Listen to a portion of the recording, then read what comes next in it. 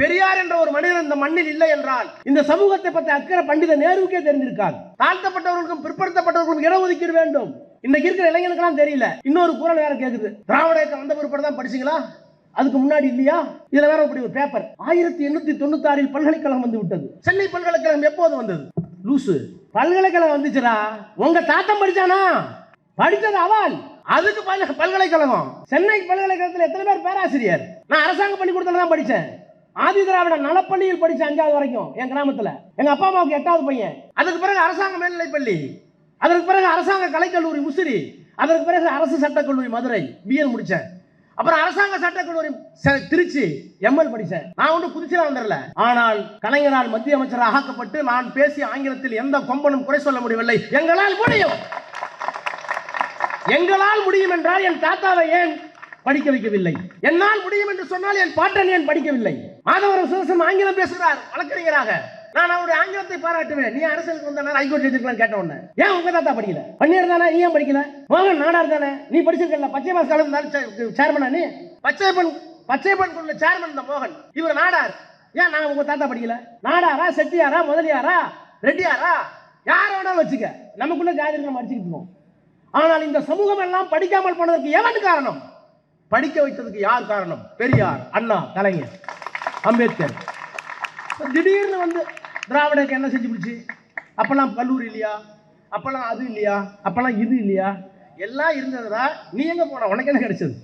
தந்தை பெரியார் பிறந்த நாள், பேரறிஞர் அண்ணா பிறந்த நாள், திராவிட முன்னேற்ற கழகம் தோன்றிய நாள், இந்த 3 நாட்களும் செப்டம்பர் மாதத்திலே வருகின்ற காரணத்தினால் இந்த 3 விழாக்களையும் ஒன்றாக இணைத்து முப்பெரும் விழா என்று சொல்லி ஆண்டுதோறும் தலைமை கழகம் அறிவித்து பெரியாருக்கு, அண்ணாவுக்கு, அவருடைய கொள்கையை நிறைவேற்றி கொண்டிருக்கிற இந்த இயக்கத்திற்கு விழா எடுக்கின்ற விழா முப்பெரும் விழா. அதே போல தலைவர் கலைஞர் அவர்கள் பிறந்த நாளை ஜூன் மாதத்திலே முழுக்க கொண்டாடுகிறோம். அந்த தலைவன் இந்த மண்ணுக்கு, மொழிக்கு, இனத்திற்கு, நாட்டிற்கு, மாநிலத்திற்கு ஆற்றிய பணிகளை நினைவு கூறுவதற்காக. அதற்கு பிறகு மார்ச் 1ஆம் தேதி இன்றைக்கு திராவிட மாடல் ஆட்சியினுடைய நாயகர் என்று நாம் எல்லோரும் புகழ்ந்து கொண்டிருக்கிறோமே. இந்தியா டுடே பத்திரிகை இந்தியாவில் இருக்கிற முதலமைச்சர்களில் நம்பர் 1 முதலமைச்சர் என்று பாராட்டி போற்றியதே. பெரியாரும் அண்ணாவும் கலைஞரும் என்ன செய்ய விரும்பினார்களோ அவற்றையெல்லாம் ஒன்றாக தொகுத்து திராவிட மாடல் என்று பெயர் கொடுத்தாரே, அந்த தலைவருக்கு அந்த மார்ச் மாதம் முழுக்க நாம் பிறந்த நாள் விழா கொண்டாடுகிறோம். அதற்கு பிறகு மொழிப்போர் தியாகிகள். இன்றைக்கு இந்தியாவில் எல்லா மாநிலத்திலேயும் எங்கெங்கெல்லாம் இந்தி வந்திருக்கிறதோ அங்கெங்கெல்லாம் மோடி புகுந்து விட்டார். மோடி புகுந்த மாநிலம் ஏதாவது ஒழுங்காக இருக்கிறதா, உரிமையோடு இருக்கிறதா என்றால் இல்லை. ஆனால் எந்த மோடிகளும் இங்கே வர முடியாது என்பதற்கு அடித்தளம் போட்டது இந்த மண்ணிலே இந்திய எதிர்ப்பு போராட்டம். இந்திய எதிர்ப்பு போராட்டத்தின் விளைவாக இன்றைக்கு தமிழர்கள் இந்திய ஆட்சி பணியிலே இருக்கிறார்கள், உலகமெங்கும் இருக்கிறார்கள். ஏனென்று கேட்டால் ஆங்கிலத்தில் நாம் தமிழிலும் ஆங்கிலத்திலும் வல்லமை பெற்றிருக்கிற காரணத்தினால். ஆனால் இந்த போராட்டத்திற்காக உயிரிழந்தவர்கள் எத்தனை பேர்? தன்னுடைய தேக்குமர தேகங்களை தீக்கி இரையாக்கினவர்கள் எத்தனை பேர்? விஷம் குடித்து இறந்தவர்கள் எத்தனை பேர்? எத்தனை மாணவர்கள் இந்த போராட்டத்தில் எங்கள் கைகால்களை இழந்தார்கள், படிப்பை இழந்தார்கள், கல்வியை இழந்தார்கள். எனவே அவர்களுக்கெல்லாம் அஞ்சலி செலுத்த வேண்டும் என்பதற்காக இந்திய எதிர்ப்பு போராட்டத்தில் உயிர் நீத்தவர்களுக்கு வீர வணக்க நாள் பொதுக்கூட்டம் ஆண்டுதோறும் ஜனவரி மாதத்தில். இப்போது நம்முடைய ஆர்வீர் சகோதரர் உதயநிதி அவர்கள் பிறந்த தினமான அந்த நவம்பர் மாதத்தில் இருந்து ஓராண்டு காலம், ஒரு மாத காலம் இன்றைக்கு அவருக்கு பிறந்த நாள். இப்படி திராவிட முன்னேற்ற கழகத்தின் சார்பில் பிறந்த நாள்கள் கொண்டாடப்படுகிறது என்றால் அதற்கு பின்னாலே ஒரு வரலாறு, அந்த வரலாறுக்கு பின்னாலே இருக்கின்ற செய்திகள், அந்த செய்திகள் அரசியலில், சமூகத்தில் ஏற்படுத்த வேண்டிய மாற்றங்கள், இந்த மாற்றங்களை கொண்டு வருவதற்கு நாம் ஆற்ற வேண்டிய களப்பணிகள், இவற்றையெல்லாம் ஆற்றாவிட்டால் இந்த மாநிலத்திற்கு, இந்த தேசத்திற்கு வர இருக்கிற ஆபத்துகள், இவற்றையெல்லாம் ஒரு 30 நிமிடங்கள் சொல்ல வேண்டும் என்பதற்காகத்தான் திராவிட முன்னேற்ற கழகம் கலைஞர் இருந்த காலத்தில் இத்தனை நாட்களை குறித்து வைத்து விழா கொண்டாடி கொண்டிருக்கிறோம். உதயநிதி ஸ்டாலின் இன்றைக்கு துணை முதலமைச்சர், விளையாட்டுத்துறையை எடுத்துக்கொண்டார். அதற்கு பிறகு ஒவ்வொரு மாவட்டத்திலேயும் அரசனுடைய திட்டங்கள் முறையாக செயல்படுத்தப்படுகிறதா என்கின்ற அந்த துறை அமலாக்கத்துறை எடுத்தார். எத்தனையோ திட்டங்களை எத்தனையோ அமைச்சர்கள் தந்தாலும் கூட அந்த திட்டங்கள் எல்லாம் எல்லா மாவட்டத்திலேயும், சென்னையில், பெரம்பலூரில், அரியலூரில், நீலகிரியில், கோவையில், ஈரோடில், திருப்பூரில், சிவகங்கையில், கன்னியாகுமரியில் அவையெல்லாம் முழுமையாக போய் சேர்கிறதா என்று ஆய்வு செய்கிற பணிகளை அவர் மேற்கொண்டார். இன்றைக்கு அதனுடைய விளைவாக நம்முடைய முதலமைச்சர் பெருமை பெற்றுக் கொள்கிறார்களே. இந்தியாவினுடைய ஒட்டுமொத்த வளர்ச்சி மோடி 56 இன்ச் அகலம் கொண்ட மார்பகலம் கொண்ட மோடி சொல்லுகிறார், நாங்கள் இன்றைக்கு ஏறத்தாழ 9% வளர்ச்சியை பெற்றிருக்கிறோம், காங்கிரஸை விஞ்சி இருக்கிறோம், மன்மோகன் சிங்கை விஞ்சி இருக்கிறோம், பொருளாதார துறையில் நாங்கள் பெற்ற வளர்ச்சி 8.5% அல்லது 6% அல்லது 9% என்று அவர்கள் ஆய்வறிக்கை கொடுத்த அடுத்த மாதத்தில் தமிழ்நாட்டினுடைய ஆய்வறிக்கை வருகிறது. தமிழ்நாட்டில் உங்களுடைய தொகை ஒரு பைசா இல்லாமல், புயல் வந்து 4000 கோடி கேட்டால் நீங்கள் கொடுப்பது 400 கோடி கூட அல்ல. கல்விக்கு வர வேண்டிய பணம் 4000 கோடி. ஆனால் இந்தியை பேசினால்தான், இந்தியை புகுத்தினால்தான், இந்தியை ஏற்றுக்கொண்டால்தான் நாங்கள் தருவோம். நம்முடைய தலைவர் சொன்னார், முதலமைச்சர் சொன்னார், ஒப்புக்கொள்ள மாட்டோம். நீங்கள் 4000 கோடி அல்ல 10,000 கோடி கொடுத்தாலும் உங்கள் பணம் எங்களுக்கு தேவையில்லை. எங்கள் மொழியை மண்ணை நேசிக்கிறோம், உங்கள் மதவாதத்தை நாங்கள் ஒப்புக்கொள்ள மாட்டோம் என்று சொல்லக்கூடிய அந்த முதலமைச்சர் இத்தனை சோதனைகளுக்கும் பிறகு, நான் இன்னும் ஒருபடி மேலே போய் சொல்கிறேன். இந்த ஆட்சி வருகிற போது, தேர்தல் வருகிறது என்கிற காரணத்தினால் நாம் எல்லோரும் பல செய்திகளை மறந்து விடுகிறோம். அடுத்த தேர்தல் வரப்போகிறது, மீண்டும் முதலமைச்சராக வர வேண்டும் என்று நாம் எல்லோரும் விரும்புகிறோம். ஆனால் இந்த மனிதர், இந்த தலைவர் முதலமைச்சராக பொறுப்பேற்றுக் கொண்ட நேரத்தில், அந்த பொறுப்பேற்ற நாளில் தமிழ்நாட்டுடைய நிலைமை என்ன? யாருடைய முகத்தையாவது யாரும் பார்த்துக்கிட்டோமா? யாருன்னே தெரியாது. எல்லா முகத்திலையும் கவசம். கொரோனா உச்சகட்டத்தில் இருந்தது, யாருக்கும் தெரியல, சேவ் கூட பண்ண முடியல, முடித்திருக்கிற கடை இல்லை, எல்லா கடையும் மூடி கிடந்தது. முகத்தை திறந்து காமிக்கணும்னா மாஸ்கை திறந்து காமிச்சா சுதர்சனம் யாரு, புலநாராயணன் யாரு, சீனிவாசன் யாருன்னு தெரியும், மோகன் யாருன்னு தெரியும். அப்படி எங்கு பார்த்தாலும் பதட்டம், எங்கு பார்த்தாலும் மருத்துவமனையில் மரண ஓலம், எல்லாத்துக்கும் ஆக்சிஜன் சிலிண்டர் கிடைக்கல, மோடியால கொடுக்க முடியல, நாங்களே வாங்கிட்டு வந்தார். இப்படி மரண ஓலம் உச்சக்கட்டத்தில் இருந்தபோது, இன்னும் நான் ஒருபடி மேலே போய் சொல்கிறேன், மரண ஓலம் எங்கு பார்த்தாலும் பிண குவியல். வடநாட்டிலே எரியூட்டுகின்ற தகன மேடையில் பிரேதத்தினுடைய தாங்கிக் கொண்டு வண்டிகள் 50-600 நிற்கிறது. ஒரு பிரேதம் எரிவதற்கு 3 மணி நேரம். எப்போது என் தந்தையை நான் எரிப்பேன், எப்போது என் பிள்ளையை எரிப்பேன், கலங்கிக் கொண்டு 8 மணி நேரம், 10 மணி நேரம், 24 மணி நேரம் காத்திருந்தார்கள். ஒரிசாவில், மகாராஷ்டிராவில். தமிழ்நாட்டில் அந்த அளவுக்கு இல்லை என்றாலும் அந்த ஓலம் கேட்டது. அப்படிப்பட்ட நேரத்திலே இந்த பிரதமர் வெளியே வந்தாரா? பாகிஸ்தான் எனக்கு துச்சம், சீனாவை நான் எதிர்ப்பேன், இந்தியாவை வல்லரசாக்குவேன் என்று சொன்ன மோடி கொரோனா உச்சக்கட்டத்தில் இருந்தபோது வெளியே வந்து ஒரே ஒருவரை போய் மருத்துவமனையில் பார்த்தாரா? அந்த அமைச்சர்கள் பார்த்தார்களா? நிர்மலா சீதாராமன் வெளியே வந்தாரா? பிஎஸ் கோயல் வெளியே வந்தாரா? ஏன் அங்கெல்லாம் விடுங்க, இங்க எடப்பாடி பழனிசாமி முதலமைச்சர் அவர் வெளியே வந்தாரா? விஜயபாஸ்கர் மருத்துவத்துறை அமைச்சர் அவர் வெளியே வந்தாரா? ஏன் உலகத்தில் இருக்கிற எந்த கொம்பன் ட்ரம்ப் வெளியே வந்தாரா? ரஷ்யாவுடைய பிரதமர் வெளியே வந்தாரா? எந்த அரசியல் கட்சியுடைய தலைவனாவது வெளியே வந்தானா? இல்ல. திராவிட முன்னேற்ற கழகம் வெளியே வந்துச்சு, போய் மக்களை சந்திங்கள் என்று சொன்னார். அதனால் அன்பழகனை இழந்தோம். எங்களுடைய மாவட்ட கழகத்துடைய செயலாளர், நான் இன்னும் பெருமையோடு சொல்லுகிறேன், பொதுக்குழுவில் எல்லாம் ஆமா ஆமான்னு சொன்னா இல்ல என்று யாரையும் எதிர்த்து இன்னும் ஒருபடி மேலே போய் சொன்னான். தலைவருடைய கருத்து தவறாக இருந்தால் கூட தான் மன்னிக்க வேண்டும் தலைவர்களே, உங்கள் கருத்தில் நான் உடன்பட மறுக்கிறேன் என்று சொல்லக்கூடிய ஆற்றல் மிக்க ஒரு மாவட்ட செயலாளரை நாங்கள் இழந்தோம். அது மட்டும்தானா? யாருமே வெளியே வரல. ஆனால் எங்க வீட்டில் 3 டாக்டர், எங்க வீட்டில் 3 டாக்டர், அரசாங்க வேலையில் இருக்க டாக்டர் லீவ் போட்டான். ஏன்னு கேட்டேன், தம்பி உயிர் முக்கியம், எனக்கு புள்ள கொண்டாட்டி இருக்கு, நான் வரமாட்டேன்ட்டான். சம்பளம் தராங்க, என்ன சம்பளம் கூட வேணாம், வேலையை கூட விட்டுறேன், என் குடும்பம் முக்கியம். மருத்துவர்கள் வெளியே வரவில்லை, நர்ஸ் வெளியே வரல. அவருடைய தொழில் தர்மம் அதுதான், நோயாளியை காப்பாற்றுறது தொழில் தர்மம்.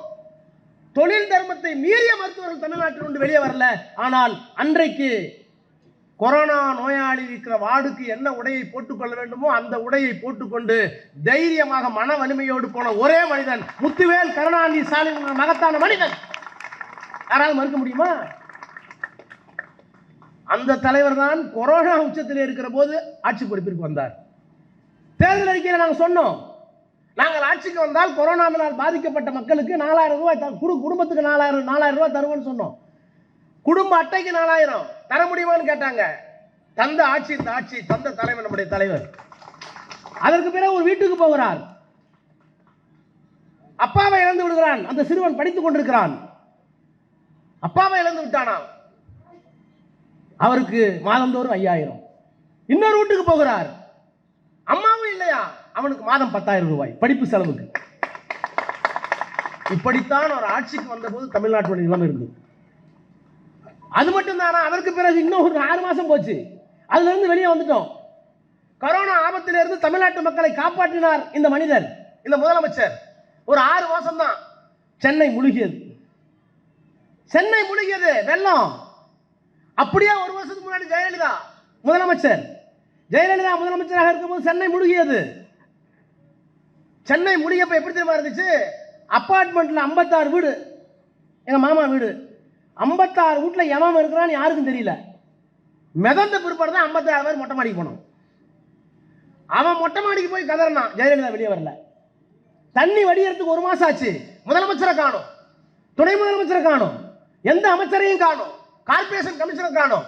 அது மாதிரி 1.5 மடங்கு, நான் சொல்ல, வானிலை ஆய்வு மையம் சொல்லிச்சு, அதிமுக ஆட்சியில் பெய்த மழையை விட 1.5 மடங்கு அதிகமாக மழை பெய்த போது 24 மணி நேரமும் தூங்காமல் அதிகாரிகளை முடுக்கிவிட்டு தானே பூட்ஸ்காலை போட்டுக்கொண்டு முதலமைச்சராக இல்லாமல் உங்களின் சேவகனாக சென்னையை சுற்றி சுற்றி வந்து 24 மணி நேரத்தில் மழையை வடித்த மகத்தான மனிதன் முத்துவேல் கருணாநிதி ஸ்டாலின் என்ற முதலமைச்சர்.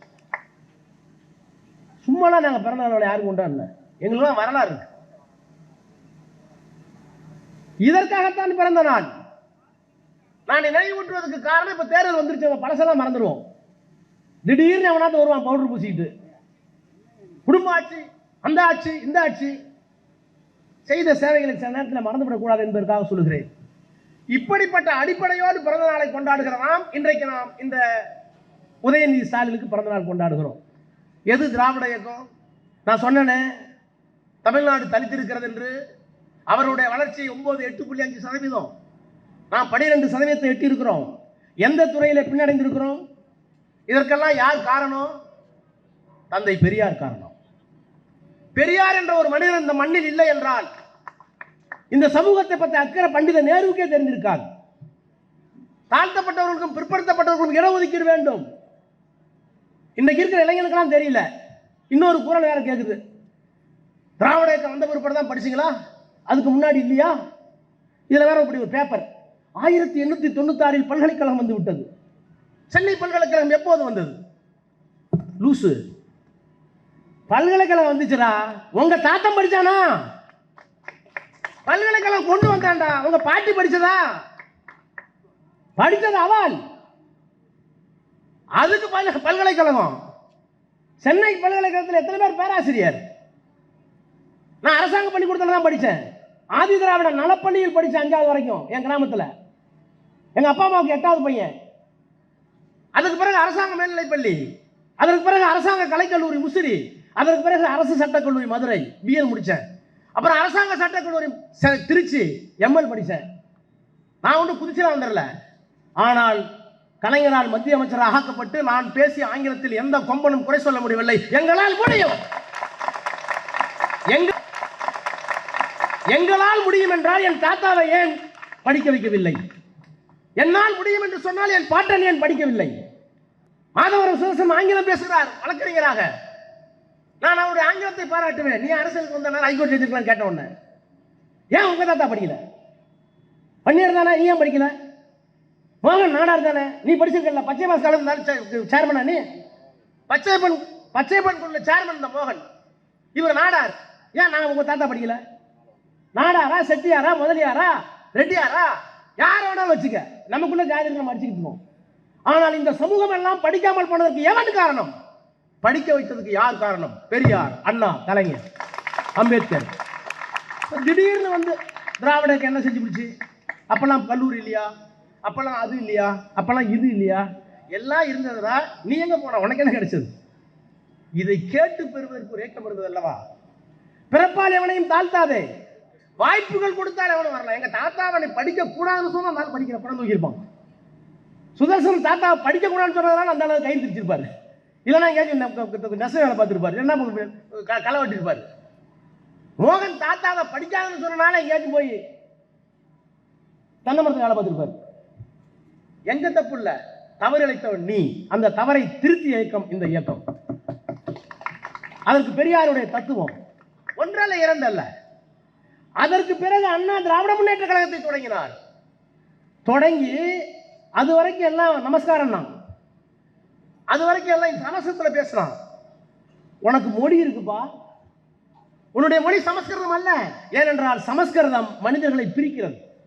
பிறக்கும் போதே ஒருவன் பிராமணன், பிறக்கும் போதே ஒருவன் சத்திரியன், பிறக்கும் போதே சூத்திரன், பிறக்கும் போதே பஞ்சமன். பஞ்சமனை தொடாதே, சூத்திரன் படிக்காதே. சூத்திரன் கை வச்ச சோற பிராமணன் சாப்பிடக்கூடாது. காங்கிரஸ் கட்சி மாநாட்டில் பிராமணர்களுக்கு தனியே சமையல், பிற்படுத்தப்பட்டவர்களுக்கு தனியே சமையல். பறையர் பண்ண நரந்தியர் மாநாட்டுக்கு போகவே முடியாது. இது காங்கிரஸ் கட்சியில் நேருவே அப்படிதான் இருக்க முடிந்தது, வேற வழி இல்லை. பிற்படுத்தப்பட்டவருக்கு உரிமை கொடுத்த போது பிற்படுத்தப்பட்டவர்களுக்கு நாடாருக்கு, முதலியாருக்கு, செட்டியாருக்கு, வன்னியாருக்கு, கவுண்டருக்கு, முக்குளத்தோருக்கு இடஒதுக்கீடு கொண்டு வந்த போது உச்ச நீதிமன்றம் மறுத்தது, முடியாதுன்னு சொன்னிச்சு. பெரிய போராட்டம். நேருகிட்ட போய் கேட்டாங்க. நேரு சொன்னாரு, எப்படிங்க அரசாங்கத்தில் இடஒதுக்கீடு எல்லாத்துக்கும் கொடுத்துட்டா மெரிட் என்ன வருது, எஃபிஷியன்சி என்ன வருது, திறமை என்ன வருது, கொடுக்க முடியாதுங்களே என்ன. உலக வரலாற்றை படித்த நேருக்கு அதான் நிலைமை. ஆனால் அந்த போராட்டத்தை முன்னெடுத்து அரசியல் சட்டத்தை திருத்த வைத்து நேருவுக்கே புத்தி சொன்ன இயக்கம் இந்த இயக்கம். அந்த புத்தி சொன்னதுக்கு பிறகுதான் சுதர்சனம் பிஏபிஎல், ராஜா பிஎஸ்சிபிஎல், மோகன் எம்எஸ்சிபிஎல், புலல் நாராயண் பிஏ, இப்போ போட்டிருக்க பிஏ எம்ஏ எல்லாம் இருக்கு. இதெல்லாம் பெரியாரும் அண்ணா உனக்கு கொடுக்கலன்னா நீ இந்த கொழு பேசிக்க மாட்டேன். திராவிட என்ன செஞ்சு போச்சு? அதற்கு பிறகு தமிழ் மொழியை மீட்டோம். எது தமிழ்? எங்கள் மொழியில என்ன இல்லை, சமஸ்கிருதம் வேற, எங்க மொழி வேற. எங்கள் மொழி எல்லோரையும் ஏற்றுக்கொண்டது. எங்கள் மொழி இஸ்லாத்தை ஏற்றுக்கொண்டோம், எங்கள் மொழி கிறிஸ்துவத்தை ஏற்றுக்கொண்டோம். உமர் புலவர் தமிழிலே பாடி இருக்கிறார், எங்களுக்கு பகை இல்லை. தேம்பாவணி பாடி இருக்கிறார், கிறிஸ்துவர் பாதிரியார், எங்களுக்கு இல்ல. நான் இன்னும் கூட சொல்றேன், இன்னைக்கு பேசியிருக்காரு முதலமைச்சர், என்னடா உங்களுக்கு பிரச்சனை? கிறிஸ்துமஸ் கேக் எங்க வீட்டுக்கு வருது, ரம்ஜான் பண்டிகை பிரியாணி எங்க வீட்டுக்கு வருது, எங்க வீட்டு தீபாவளி பலகாரம் அங்க போகுது. நாங்க ஒழுங்கா தான் இருக்கோம். எங்க பிரியாணி நீ ஆண்டா பங்கு போடுற, எங்க கேக்க நீ ஆண்டா வெட்டுற, எங்க பலகாரத்தை நீ ஆண்டா ஊசி முளைக்கிற. நாங்கள் ஒற்றுமையாக இருக்கிறோம், எங்களை பிரிக்கிறது யார்? நீ பாருங்களேன், கிறிஸ்துமஸ் கொண்டாட்டம் சத்தீஸ்கர்ல, மகாராஷ்டிராவில் கிறிஸ்துமஸ் கொண்டாட்டத்தில் உள்ள பூந்து உரைக்கிறான். கேட்டா நான் இந்துங்கிறான். அந்த இந்துவா நம்மளாம்? அந்த இந்துவா நம்மளாம்? நான் பார்க்குறேன், வரும்போது சுதர்சன் சொல்லிட்டு வந்தார், இங்கே ஆங்கிலோ இந்தியர்களுக்கு ஒரு சர்ச் இருக்குது, சிறப்பான சர்ச். அந்த சர்ச்சுக்கு என்ன கூப்பிடுவாங்க, நான் போய் உரையாற்றுவேன், அவர்கள் கேக் கொடுப்பாங்க, நான் வருவேன். இன்றைக்கு பத்திரிகையில் பார்க்குறேன், மாண்புமிகு அண்ணன் நேரு அவருடைய தொகுதியில் எல்லா சர்ச்சுக்கும் இன்னைக்கு ஸ்வீட் பேக் கொடுத்துருக்காரு. மகிழ்ச்சியோடு வாங்குகிறார்கள். என்ன பிரச்சனை? நான் ஒரு இறைவன், நீ ஒரு இறைவன், நோக்கம் என்ன? எல்லாத்துக்கும் நல்லது நடக்கணும், என்னுடைய மரணம் சுபிச்சமா இருக்கணும், ஒருவேளை இன்னொரு வாழ்க்கை இருந்தால், இன்னொரு பிறவி இருந்தால் நல்லவனா பிறக்கணும். இதானே எந்த கடவுளை கும்பிட்டா என்ன? ஆனால் அதை வீசி அரசியல் செய்கிறார்களே இன்றைக்கு. அந்த அரசியலை தடுத்து நிறுத்தக்கூடிய ஆற்றல் யாருக்கு இருக்கு?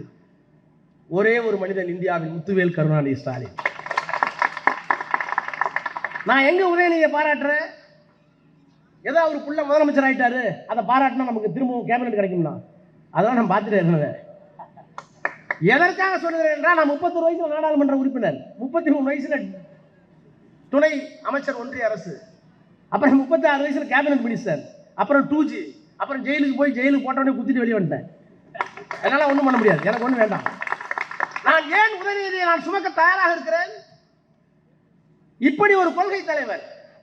எப்படிப்பட்ட கொள்கை தலைவர்? நீ என்ன வேணாலும் பண்ணு, இஸ்லாமியர்களை, கிறிஸ்தவர்களை, இந்துக்களை பிரித்து நீ அரசியல் செய்வதை நான் விரும்ப மாட்டேன். இந்த தேசத்தை துண்டாடலாம், ஆனால் தமிழ்நாட்டை நீ ஒன்றும் பண்ண முடியாது. அவர் இன்னும் தெளிவாக சொல்றார். நான் கூட சொன்னேன், என்னங்க முதலமைச்சர் இப்படி இருக்கிறீங்க? அரசாங்கம் சொல்றார், நாங்கள் டெல்லிக்கு அவுட் ஆஃப் கண்ட்ரோல். இன்னைக்கு சொல்லியிருக்காரு, தமிழ்நாடு தனிக்காட்டு ராஜாங்களை ஒன்றும் பண்ண முடியாது. 56 இன்ச்சு மோடி முடிக்கிறார். என்ன காரணம்? ஒரு 60 கிலோ எடை கொண்ட முத்துவேல் கருணாநிதி ஸ்டாலின் இவ்வளவு பேசுறாரு. என்ன காரணம்? அது வெறும் உருவம் அல்ல, அது வெறும் முதலமைச்சர் பதவி அல்ல. அவருக்கு பின்னால் பெரியார், அண்ணா, கலைஞர், திராவிட தத்துவம் வாழ்ந்து கொண்டிருக்கிறார். உன்னால ஒண்ணும் பண்ண முடியாது. அப்போ பெரியாரை நீர்த்து போக விடவில்லை இந்த இயக்கம், அண்ணாவை மறந்து விடவில்லை இந்த இயக்கம். கலைஞர் கூர்மைப்படுத்தினாரே, எதற்காக கொள்கையை விட்டுக் கொடுக்காமல் வாழ்ந்தாரே கலைஞர். நான் கடவுள் நம்பிக்கிற தம்பிமாரெல்லாம் பார்க்கிறேன். ஆனா எனக்கோ கலைவருக்கோ கடவுள் மேல அக்கறை நம்பிக்கை இல்லை.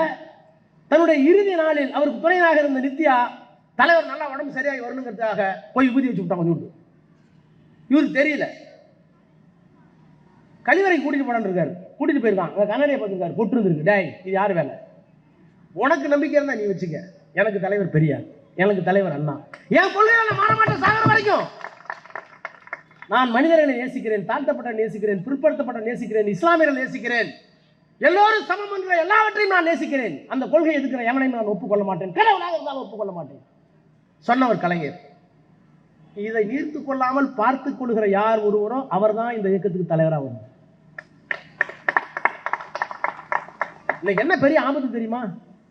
இன்னைக்கு கூட ஒரு இன்டர்வியூ, சுதர்சன் இருந்தார் இன்டர்வியூ, கலைஞருடைய கடைசி நாள்கள் தந்தியில் ஒரு இன்டர்வியூ கட்டாமல் கொடுத்துட்டு தான் வந்தேன். நீங்க நல்லா நினைச்சு பாருங்க, நம்ம எங்க தெரியுமா இருக்கோம்? பெரியார் என்கின்ற ஒற்றை மனிதர் என்ன வேணாலும் செய்வார். பிள்ளையார் சிலை உடைப்பார், ஒருத்தரும் கேட்க முடியாது. ராமர் படத்தை போட்டு எரிப்பார், கேட்க முடியாது. தேசிய கொடியின் கோவண துணியினார், ஒண்ணும் பண்ண முடியல. தேசப்படத்தை எரித்தார், அரசியல் சட்டத்தை எரித்தார், கலகம் செய்தார். எதற்காக? இந்த இனம் வாழ வேண்டும் என்பதற்காக. நான் என்ன வேணாலும் செய்வேன், தமிழனுக்காக, சூத்திரனுக்காக, நாடாருக்காக, முக்குளத்தோருக்காக, முதலியாருக்காக, கவுண்டருக்காக, செட்டியருக்காக, பறையருக்காக, பல்லருக்காக, அருந்தினருக்காக, பிராமணர் அல்லாத சமுதாயத்திற்காக, திராவிட மக்களுக்காக. என்னுடைய போராட்ட முறையில வேறுபாடு இருக்கலாம், அவர் ஒன்றும் பண்ண முடியல. யாராச்சும் போய் ஒரு ஜட்ஜி வந்து பிராமணர், இவர் மேல வழக்கு முடிஞ்ச பிற்பாடு கேட்கிறார், ஜட்ஜி கேட்கிறார், ஐயா ராமசாமி உங்களுக்கு தண்டனை தர போறேன், ஏதாவது சொல்ல விரும்புறீங்களா அப்படின்னு. யாராச்சும் சொல்லுவாங்களா? படிச்சு பாருங்க. நீதிபதி அவர்களே, நீங்கள் பிராமண சமுதாயத்தை சேர்ந்தவர், எனக்கு தண்டனை கொடுப்பீங்கன்னு தெரியும், எவ்வளவு மன திருப்தியா அதிகமாக கொடுக்க முடியுமோ அம்புட்டு கொடுங்க, அம்புட்டு கொடுங்க சொன்னவருங்க. நீதி கட்டது யாரால்? புத்தகம் பண்ண வந்த மனுஷன் நீதி கட்டது யாரால் உங்களால் சொன்னார், சொல்ல முடியுமா? அரசாங்கத்தை எதிர்த்தார், ராணுவத்தை எதிர்த்தார், எல்லாத்தையும் எதிர்த்தார், கடவுளை எதிர்த்தார், எல்லாத்தையும் எதிர்த்தார், மூட பழக்க வழக்கங்கள் அத்தனை எதிர்த்தார். அந்த மூர்க்கம் கலைஞரிடம் இருந்தது. அந்த மூர்க்கம் இன்றைக்கு இந்த தலைவரிடம் இருக்கிறது. ஆனா என்ன பயன்னு கேட்டீங்கன்னா, இது அப்படியே விட்டுட்டா போயிடும். ஏன் மீண்டும் ஒரு முதலமைச்சராக என்று விரும்புகிறோம் என்றால், என்ன சுதர்சன் திரும்ப எம்எல்ஏ ஆகணும், வாய்ப்பு இருந்தால் மந்திரி ஆகணும், புலல் நாராயண மேயர் ஆகணும்னு நினைக்கிறோமா? ஆசை இருக்கலாம், தப்பு கிடையாது. மோகன் ஒரு எம்எல்ஏ ஆகக்கூடாதா? ஏன் இருக்கக்கூடாதா? இப்போ நானும் மந்திரி ஆகிட்டேன்ல, இருக்கலாம், எல்லாத்தையும் ஆசை இருக்கணும்ல. எல்லாவற்றுக்கும் ஆசை படுதான், தப்பு கிடையாது. வாய்ப்பு வரும்போது செஞ்சுக்க வேண்டியதான். ஆனா அதுவா முக்கியம்? நான் எப்படி பார்க்கிறேன் தெரியுமா? இந்த உதயநிதி சாடி டெப்டி சிஎம் உட்பட அவ்வளவு பெரிய பெரியார் இருந்தார். அன்றைக்கு RSS இல்லை நாடாளுமன்றத்தில். பெரியார் இந்த மண்ணிலே முத்திர சட்டியை சுற்றி கொண்டு வந்தார். மதம் வேண்டாம், கடவுள் வேண்டாம், எனக்கு மனிதன் தான் வேண்டும். என்னுடைய கருத்துக்களை ஒப்புக்கொள்ளாவிட்டால் அரசாங்கத்தை எதிர்ப்பேன், ஜெயில போடியா போட்டுக்க, எல்லாம் செஞ்சார். ஆனால் அவ்வளவு பெரிய தலைவர், தத்துவத்தை தந்த தலைவர் இருக்கிற போது தமிழ்நாட்டுக்கு ஆபத்து இல்லை. ஒரு MP நாடாளுமன்றத்தில் இல்லை, RSSக்கு பிஜேபி ஒரு MP இல்லை. அண்ணா ஆட்சி பொறுப்புக்கு வந்தார், நாடாளுமன்றத்துக்கு அவரே போனார். I belong to Dravidian stock, நான் திராவிட மரபணத்தை சார்ந்தவன், நீங்களும் நானும் ஒண்ணு அல்ல. கன்னடமும் கலிதெலுங்கும் கவின் மலையாளமும் தாயே தமிழே உன் உதிரத்தே உதித்தெழுந்தே ஒன்று போல ஆயுதம் என்று சொன்னார்களே. கன்னடம், மலையாளம், துளுலாம் தமிழ்ல இருந்து போடுச்சு. நாங்கள் திராவிட குடும்பம், நீங்க ஆரிய குடும்பம், உங்களுக்கு சமஸ்கிருதம், எங்களுக்கு தமிழ். பிறப்புக்கும் எல்லா உயிருக்கும் என்று சொன்னது நாங்க, யாதும் ஊரே யாவரும் கேள்வி சொன்னது நாங்க, எல்லோரும் படி என்று சொன்னது நாங்க. நீ ஜாதியை பிரிச்ச, படிக்காத என்ன, நீ தீண்டத்தகாதவன் என்ன, நீ சூத்திரன் என்ன. காந்திக்கு என்ன தெரியுமா? மயிலாப்பூர் சீனிவாசன் காங்கிரஸ் தலைவர். நான் சொல்றது 1927. 1927 மகாத்மா காந்தி சென்னை வந்தால் சீனிவாசன் வீட்டில் ஐயர் வீட்டில், காங்கிரஸ் கட்சி தலைவர் வீட்டில் திண்ணையில் தான் படுக்கணும். நான் சொல்றதா பொய்யில புத்தகம் இருக்கு. 1927 மகாத்மா காந்தி சென்னைக்கு வந்தால் இங்க சீனிவாச ஐயங்கார், மயிலாப்பூர் சீனிவாச ஐயங்கார் காங்கிரஸ் கட்சியுடைய தலைவர், அவர் வீட்டில் திண்ணையில் தான் இடம். 27 தான் சுயமரியாதை வருது. பெரியார் அடிக்கிற அடியில் 1935 திரும்ப பெரியார் வர்றார், காந்தி வர்றார், கஸ்தூரிபா காந்தியோட மனைவி அழைச்சிட்டு வர்றார். இங்க போராட்டம் தூக்கிட்டு நிற்குது பெரியாரால. நைஸா ஐயர் சொல்றாரு, நீங்க திண்ணெல்லாம் படுக்காதீங்க, நான் ஒளிஞ்சிருவேன், இங்க பெரியார் இருக்காரு, வீட்டுக்குள்ள வந்து படுங்க. மகாத்மா காந்தியை வீட்டுக்குள்ள உட்கார வச்ச இயக்கம், படுக்க வச்ச இயக்கம் எங்க இயக்கம்டா. மகாத்மா காந்திக்கு தேசப்பிதாவுக்கு எந்த நிலைமை?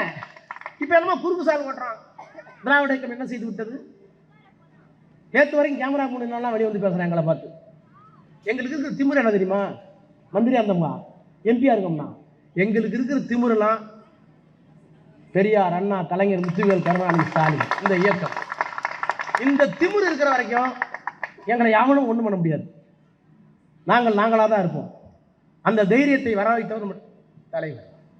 பெரியார் இருக்கிற போது அந்த ஆபத்து இல்லை. அண்ணா நாடாளுமன்றத்தில் முடிங்க நாங்கள் தனின்னு சொன்னார்.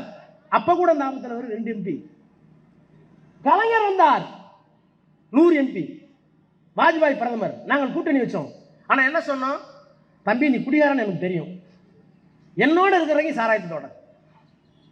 பிஜேபி மதவாத கொள்கை தெரியும், உங்களோட நாங்கள் வர தயார்.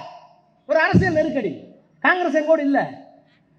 வாஜ்பாய் அவர்களை உங்களோட கூட்டணி வைக்க தயார். ஆனால் மசூதி இருந்த ராமர் கோவில் கட்டக்கூடாது அயோத்தியில், ஒரு கண்டிஷன். காஷ்மீருக்கு வழங்கப்பட்ட சிறப்பு அதிகாரம் கை வைக்கக்கூடாது, அரசியல் சட்டம் 370. இஸ்லாமியர்களுக்கு பொது சிவில் சட்டம் கொண்டு வரக்கூடாது, அவர்களுக்கு என்று தனித்த உரிமை இருக்கிறது. இந்த 3லையும் நீ கை வைக்க மாட்டேன்னு சத்தியம் பண்ணி கையெழுத்து போட்டினா நான் வர்றேன். வந்தாங்க போனோம்.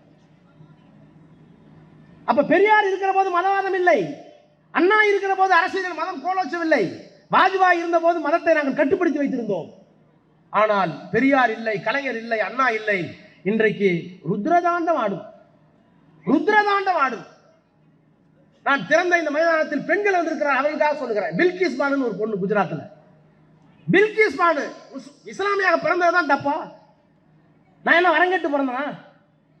நான் ஆயுதராடுறதுக்கு பறக்கணும்னு சுதர்சன மனு போட்டாரா? நான் வன்னியரா பறக்கணும்னு? புலநாயகம் போட்டிய மனு, நீ பாட்டியா மனு? இந்த ஜாதியில் இப்படிதான் பறக்கணும். டே, எங்களை கேட்காம கொடுக்கப்பட்ட ஜாதி. கல்வி நான் பெற்றுக்கொண்டது, பணம் நான் சம்பாதிச்சது, ஒழுக்கம் நான் சம்பாதிச்சது, சாதி மயிர் நான் சம்பாதிக்கல, எவனை கொடுத்தது? நான் பொறுப்பல்ல. ஆனா பில்கிஸ் பானு ஒரு முஸ்லீமா பிறந்த பொண்ணு, ஒரு 3 மாத கர்ப்பிணி, கையில 3 வயசு குழந்தை, குடும்பத்தோட 7 பேர் நடந்து போறாங்க. நல்லா கவனிங்க பெண்கள். திடீர்னு வர்றான் 10 பேர், காவி தண்டை போட்டுக்கிட்டு, ஜெய் ஸ்ரீராம், பாரத் மாதாக்கு ஜெய். வந்து அந்த கும்பலை அப்படியே அடிச்சு ஒதுக்குறான். அந்த பொண்ணை மட்டும் 5 பேர் கூட்டிட்டு போறாங்க. அந்த குழந்தை அழுகுது, என்னை விட்டுருங்கன்னு கதறுது அம்மா, 3 மாசம் கர்ப்பிணி. அந்த குழந்தைய தூக்கி, 3 வயசு குழந்தைய காலை பிடிச்சி தூக்கி செதர்த்தாங்க உடைக்கிற மாதிரி ஒரே அடி பாறையில மண்டை சுத்துக்குனா போச்சு. ஐயா என் குழந்தைய கொல்றீங்கன்னு கேட்டுச்சு அம்மா.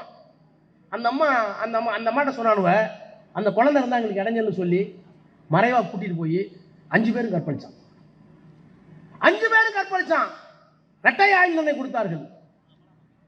அந்த ஆயுள் தண்டனைய மோடி அரசாங்கம், மோடி முதலமைச்சராக இருந்து குஜராத்தில் அவர் பிரதமராக இருக்கிற போது, இன்னமும் இவருடைய ஆளுங்க முதலமைச்சராக இருக்கிற போது அமைச்சரவையை கூட்டி இந்த கொலையை செய்தவர்கள் பிராமணர்கள், தேசபக்தி உள்ளவர்கள், அந்த தண்டனையை குறைத்து விடலாம், விடுதலை செய்யலாம் தீர்மானம் போட்டான்.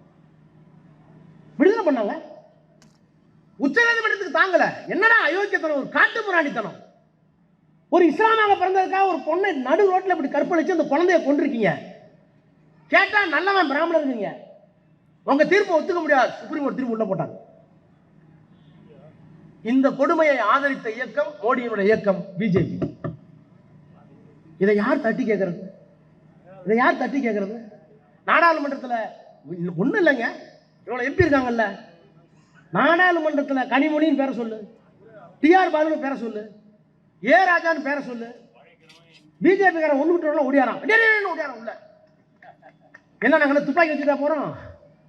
நாங்கள் என்ன குண்டு வச்சுட்டா போகிறோம்? நாங்கள் எந்திரிச்சு பேசலாம், எல்லாம் ஓடியாரான். எங்கள் கையில் இருக்கு 3-4 கன்று இருக்கு. பெரியார்னு ஒரு அணுகுண்டு இருக்கு, அண்ணான்னு ஒரு கண்ணீர் குண்டு இருக்கு, கலைஞருங்கிற ஒரு பெரிய வெடிகுண்டு இருக்கு, எல்லாத்துக்கும் தாண்டி ஸ்டாலின்ங்கிற ஒரு மிகப்பெரிய பேர் ஆயுதம் இருக்கு. இதெல்லாம் இருக்குன்னு தெரிஞ்சுதான் எங்கள்கிட்ட ஒடியாரம். திராவிட முன்னேற்ற கழகம் இல்லை என்றால் இன்றைக்கு நாடாளுமன்றத்தில் என்ன எத்தனை பேருக்கு தெரியுமா பேச முடியும்? ஆக இப்படிப்பட்ட ஒரு இயக்கம் பெரியார் இருக்கிற போது சந்திக்காத ஆபத்தை, அண்ணா இருக்கிற போது சந்திக்காத ஆபத்தை, கலைஞர் இருக்கிற போது சந்திக்காத ஆபத்தை ஒற்றை மனிதனால் முத்துவேல் கருணாநிதி ஸ்டாலின் என்ற மாமனிதர் இன்றைக்கு இந்தியாவை காப்பாற்றிக் கொண்டிருக்கிறார், அரசியல் சட்டத்தை காப்பாற்றிக் கொண்டிருக்கிறார். இவருக்கு பிறகு என்ன ஆகுங்கிற பயம். அப்பதான் முளைத்திருந்த விடிவெள்ளி முத்துவேல் கருணாநிதி ஸ்டாலினுடைய பிள்ளை உதயநிதி ஸ்டாலின். அதே வரி, நான் சனாதனுக்கு மண்டியிட மாட்டேன், இந்துத்துவ கொள்கைக்கு ஒப்புக்கொள்ள மாட்டேன், அரசு தத்துவம் எங்கள் உடன்பாடு அல்ல, சனாதனத்தை நான் பேசினேன் என்பதற்காக உச்ச நீதிமன்றத்தில் வழக்கா, இந்தியாவில் இருக்கிற 10க்கும் மேற்பட்ட நீதிமன்றத்தில் வழக்கா, எல்லாம் என்ன சொல்ல தெரியுமா? இனிமேல் முடிஞ்சு போச்சு. உதயநிதி ஒரிசா கோர்ட்டில் ஒரு நாளைக்கு கூப்பிடுவான், மத்திய பிரதேச கோர்ட்டில் ஒரு நாள் போவான், அங்கே போவான், காஷ்மீருக்கு போவான், இங்கே தான் மந்திரி, அங்கெல்லாம் எந்திரி, ஒன்றும் பண்ண முடியாது, அங்கே போய் நிற்பாருன்னு. நீ 25 கோர்ட்டில் கேஸ் போடு, நான் மன்னிப்பு கேட்க மாட்டேன், மண்டியும் போட மாட்டேன் தான் சொன்னவர். அப்ப பெரியார் எங்கேயோ உள்ள இருக்கார், அண்ணா எங்கேயோ உள்ள இருக்கார், கலைஞர் எங்கேயோ உள்ள இருக்கார், ஸ்டாலின் இன்னும் இயக்கி கொண்டிருக்கிறார். ஒண்ணு வேணாங்க, நான் இன்னும் பெருமையா சொல்றேன், நம்ம முதலமைச்சரே கூட உச்ச நீதிமன்றத்தினுடைய தீர்ப்பை ஏற்றுக்கொள்கிறேன். எப்ப தெரியுமா? அயோத்தி ஜட்ஜ்மெண்ட் வந்தப்ப, அயோத்தியில் ராமர் கோயில் கட்டிக்கொள்ளலாம் ஜட்ஜ்மெண்ட் வந்துச்சு. எனக்கு அது உடன்பாடு இல்லை, ஆனா பேச முடியல. அவர் முதலமைச்சர், உச்ச நீதிமன்றம் சொன்னா கேட்க வேண்டியதானு போயிட்டாங்க எல்லாமே. நான் மட்டும்தான் முறுமுறுட்டு இருந்தேன். கொஞ்ச நாள் கழிச்சு தம்பிகிட்ட கேட்டாங்க, உதயகிட்ட, அயோத்தி தீர்ப்புன்னு உச்ச நீதிமன்றம் சொன்னாலும் ஏற்க மாட்டேன், தப்புன்னு. நான் நாடாளுமன்றத்தில் சொன்னேன், என்னடா ஒரு அயோக்கியத்தனம், 5 ஜட்ஜு 6 ஜட்ஜு சுதர்சனி வக்கீல் 5 பேரோ 7 பேரோ சரியா ஞாபகம் இல்லை, மசூதியை இடிச்சது தப்புன்னு ஏற்கனவே தீர்ப்பு கொடுத்துட்டாங்க. மசூதியை இடிச்ச அத்வானி மேல கேஸ் போட்டாங்க. இடிச்சவ 94ல இடிச்சது தப்புன்ட்டான். இருந்தது உண்மை, அதை இடித்தீர்கள், தவறுதான். அப்புறம் 10-20 வருஷம் கழிச்சு அங்க கோயில் கட்டிக்கிறாங்க. ஒரு ஜட்ஜ்மெண்ட் வருது, நான் வக்கீல், சுதர்சன வக்கீல், 2 ஜட்ஜ் இருந்தா 3 ஜட்ஜ் இருந்தா 4 ஜட்ஜ் ஒன்னே கொடுத்தா 2 தான் நடக்கும். சுதர்சன சொல்றேன் சரியான்னு சொல்லு. 3 ஜட்ஜ் இருக்காங்க ஒரு பெஞ்சில், 2 பேர் ஒன்று சொல்றாங்க, ஒருத்தர் இல்லை நான் ஒத்துக்கலன்னு எழுதலாம், எல்லாமா டிசன் நோட். அப்போ 2 ஜட்மெண்ட் வரும், நாங்கள் 2 பேரும் ஒன்றா சொல்கிறோம், இந்த ஒருத்தர் மாறுபடுறாங்க. 4 பெஞ்ச் இருந்து வச்சுங்க, 2 பேர் ஒன்று சொல்கிறாங்க, 2 பேர் ஒன்று சொல்கிறாங்கன்னா அது இன்னொரு பெஞ்சுக்கு போகும். ஆனால் யார் என்ன எழுதணுங்கிறதுக்கு ரெக்கார்ட் இருக்கணும். 5 பேர் சேர்ந்து ஆர்குமெண்ட்லாம் முடிஞ்சதுக்கு பிறகு, இல்லை நாங்கள் இப்படித்தான் முடிவு செய்திருக்கிறோம்னா அந்த ஜட்ஜ்மெண்ட்டை யாராவது ஒருத்தர் எழுதணும். இந்த 5 பேர் முதல்ல 5 பேர் பெஞ்சில் வச்சுங்க, நாராயணனோ மோகனோ அவரு வட்ட செயலாளர் என்ன சொல்லணும்னா, இல்லை நமக்கு உடன்பாடு தானே, புலனாரன் நீங்கள் எழுதுறீங்களா, சதோசன் நீங்கள் எழுதுறீங்களா அப்படின்னு சுதர்சனை எழுதி சுதர்சனை கையெழுத்து போட்டு மீதி 4 ஜட்ஜும் இதை ஒப்புக்கொள்கிறோம் எழுதணும். ஜட்ஜ்மெண்ட் யார் எழுதுனான்னு தெரியணும், அப்புறம் தான் ஒத்துக்கிட்ட ஜட்ஜ் கையெழுத்து போடணும். ஆனால் அயோத்தி தீர்ப்புக்கு வந்த ஜட்ஜ்மெண்ட் அனாதை ஜட்ஜ்மெண்ட், யார் எழுதுனாங்கன்னு இது வரைக்கும் தெரியாது. 5 பேர் கையெழுத்து போட்டிருக்காங்க, எழுதுறது யார் இது வரைக்கும் தெரியல. 5 பேர்ல யார் இந்த ஜட்ஜ்மெண்ட் எழுதுனீங்க தெரியல. இப்படி நீதித்துறையின் வரலாற்றில் இல்லவே இல்லைன்னு காரித்து போறா எல்லாரும். நீதிமன்றம் சொல்லிவிட்டதை ஏற்றுக் கொண்டுகிறேன் என்று எல்லோரும் 140 கோடி பேர் சொல்லிட்டான். ஒரே ஒரு குரல், உச்ச நீதிமன்றம் சொன்னாலும் தவறு என்று சொன்ன ஒரு குரல், என் அருமை தம்பி உதயநிதி ஸ்டாலின் குரல். நடக்குது நடக்கல, சொல்றதுக்கு ஒரு தைரியம் வேணும்ல. எனவேதான் சொல்லுகிறேன், இந்த ஆட்சி மீண்டும் வர வேண்டும் என்பதற்காகவோ அல்லது இங்கெல்லாம் எம்எல்ஏ ஆகணுங்கிறதுக்காகவோ அதெல்லாம் வரணும், வந்தால் தான் இந்த நாட்டை காப்பாற்றலாம், மொழியை காப்பாற்றலாம், கிறிஸ்தவர்களை காப்பாற்றலாம், இஸ்லாமியரை காப்பாற்றலாம். இந்துக்கள் நீங்க சொல்லிக்கிறாங்களே, எந்த இந்து? நம்ம சொல்றது இந்து. 1000 வருஷம் நாங்கள் படிக்காம விட்டீங்களா, நாங்களும் இந்து. 1000 வருஷம் படிச்சு விட்டு தின்னுட்டு அலையிறீங்களா, நீங்களும் இந்து. கேட்டா இந்தும்பீங்க. இந்த பாமர இந்துக்களுக்காக, படிக்காத இந்துக்களுக்காக 2000 ஆண்டுகள் பரிந்து வைத்துக் கொண்டிருக்கின்ற எல்லாவற்றையும் வந்திருக்கிற இந்துக்களுக்காக போராடுகிற இயக்கம் இந்த இயக்கம். தாழ்த்தப்பட்டவனுக்கு, பிற்படுத்தப்பட்டவனுக்கு, கிறிஸ்தவனுக்கு, இஸ்லாமியர்களுக்கு, மொழி சிறுபான்மை மக்களுக்கு போராடுகின்ற இயக்கம் இந்த இயக்கம். இந்த இயக்கத்தினுடைய தத்துவம், சித்தாந்தம், கொள்கை நீர்த்து போகாமல் இருக்கிற ஒரு மாபெரும் இளைஞனை நாம் தூக்கி சேர்க்க வேண்டும். வாழ்க உதயநிதி. வணக்கம்.